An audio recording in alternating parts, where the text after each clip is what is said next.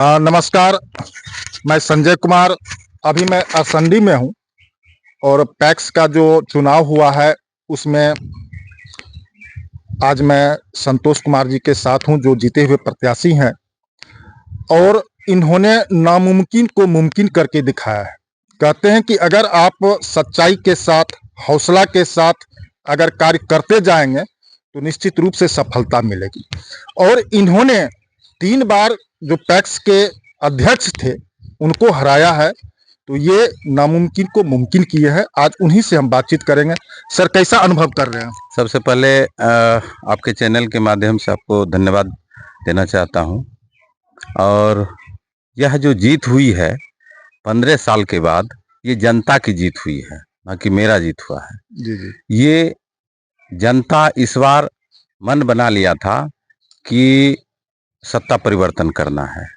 उस पर हम खरा उतरे, जनता की सेवा में तत्पर रहे और उसके बाद कामयाबी मिली। आप लगातार कितने साल से राजनीति में हैं? लगभग 10 साल से हम हैं। 10 साल से। 10 साल से। इससे पहले हम एक बार मुखिया का भी चुनाव लड़े हैं, जी जी। जिसमें कि कम ही वोट से हम असफल हुए थे। जी जी। उसके बाद लगातार हम लगे रहे। दूसरी बार फिर हम एक बार, मेरी माँ बनी थी, मुखिया की प्रत्याशी थी, और उस बार भी असफल रहे।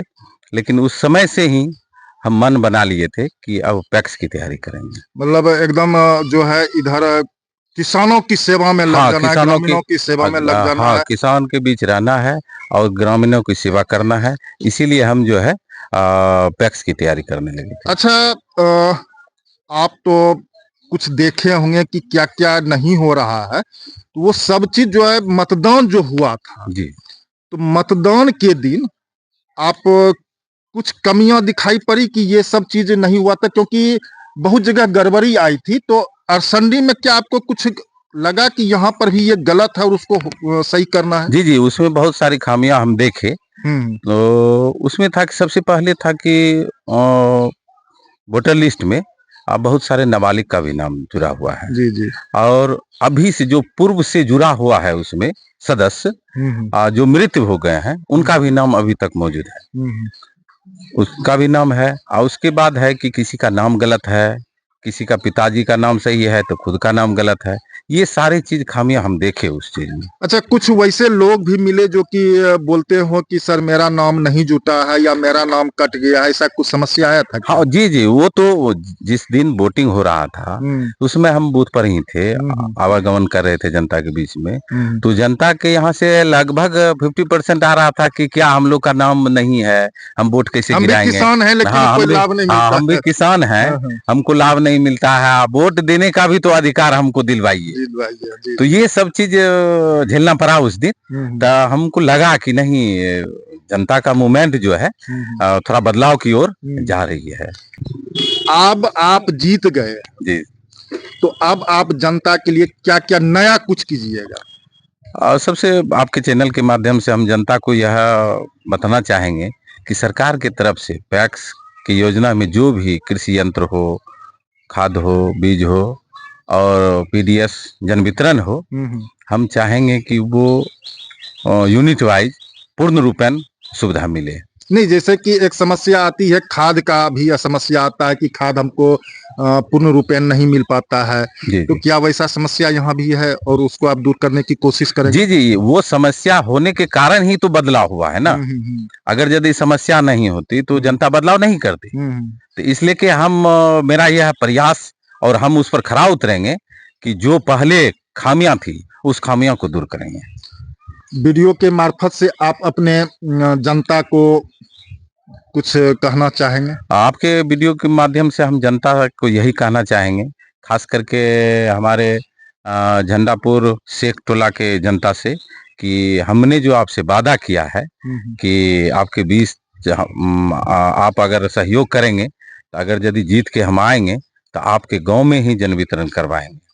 तो हम यह आपके चैनल के माध्यम से उन जनता को संतुष्ट करना चाहते हैं कि हमारा पहला प्रयास रहेगा कि एमओ सर से मिल के हम जन वितरण वहीं करा। मतलब जैसा कि देखते हैं कि जितने भी अध्यक्ष होते हैं अपने दरवाजे पर ही जन वितरण प्रणाली को कार्य करते हैं, वो आप अपने दरवाजे पर नहीं करेंगे हम। अच्छा। क्योंकि बता देते हैं सर, मेरा पंचायत दयालपुर तक है। जी जी। तो जैसे बूथ का भी जो है पूरा बूथ, चारों बूथ अरसंडी गांव में ही था। तो वो बहुत सारी दूरी पड़ असुविधा, जाती बहुत है। 9 किलोमीटर की दूरी है बाय रोड। तो तो ये सारी चीज असुविधा इस बार जनता को झेलना पड़ा।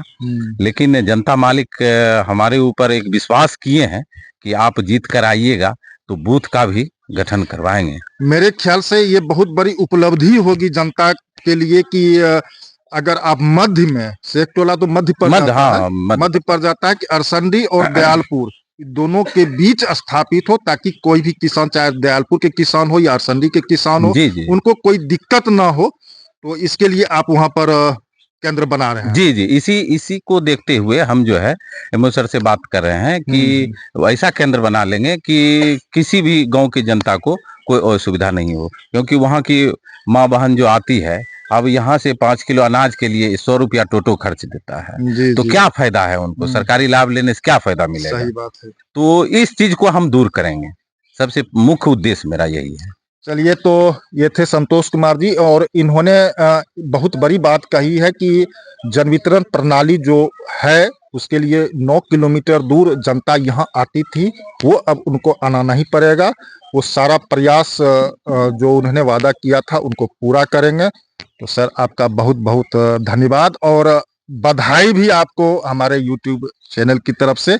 आप जीते हैं, इसके लिए बहुत बहुत जी जी, बधाई सर। आपके चैनल के माध्यम से हम हमारे अपने झंडापुर पूर्वी पैक्स की जनता को बहुत बहुत बधाई देते हैं कि हमको इस मत दे के इस पद पर चयन किए हैं। चलिए, बहुत बहुत धन्यवाद। धन्यवाद।